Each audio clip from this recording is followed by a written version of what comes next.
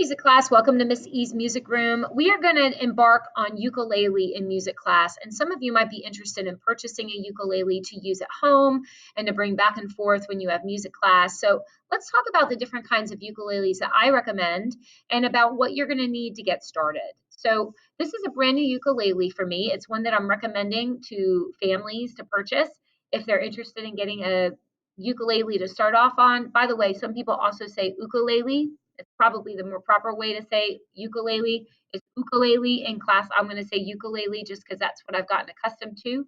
But if you want to be in it, you can say ukulele. It's fine by me. This is called the Waterman by Kala. And you can see it is made of like a composite plastic, which is going to make it less expensive. It does not diminish the quality of it at all. It's still a great starter ukulele. If you are going to be using a ukulele, number one, please be sure your hands are clean, sanitized. That will limit on the amount of cleaning that you have to do on your instrument. You really don't want to use harsh chemicals or anything to clean your ukulele because it can alter it, especially if you're playing one that's made of wood. So just be aware that if you keep your hands clean and sanitized when you're playing your instrument and you put it back in your gig bag after, you shouldn't have to do a whole lot of cleaning on your instrument, which will be great. The Kala, Waterman, various colors. Now you see these dots? Don't worry about those. I can add those later if you want them. They are there to help you with chord playing in music class, but they will not be on your ukulele, okay? So this is a soprano ukulele. It's the smallest size, and here is another soprano. This is the one that we'll be playing in the music classroom. So if you bring your ukulele, you will play yours. If you do not bring your ukulele, you will play one of mine. This is the Makala, and this is the Kala. They are the same company, just different brands within their company. Okay, so the Makala is made of wood, and the Kala is made of that composite plastic.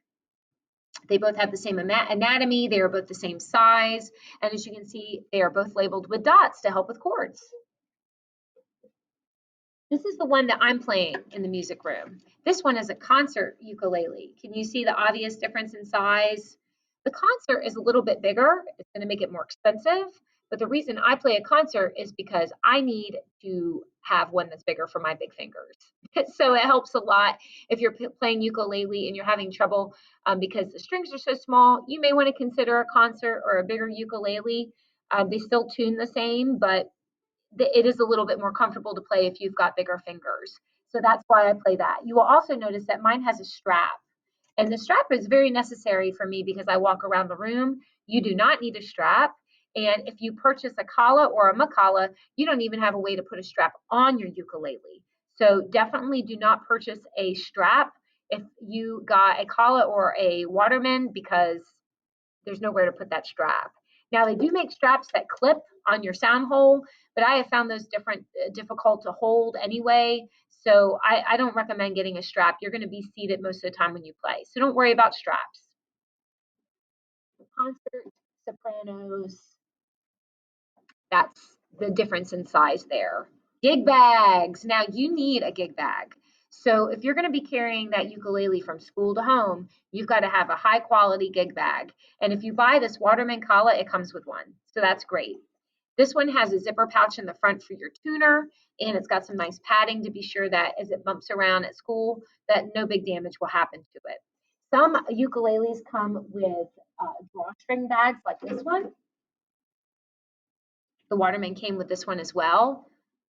This one is flimsy. Now, it's going to keep dust off of it, but that's about it. So I don't recommend the drawstring bags because they're not going to offer enough protection when you take it to school, okay? And this is your tuner. I like this tuner. It clips on the edge, and that's where I like to put it when I'm tuning.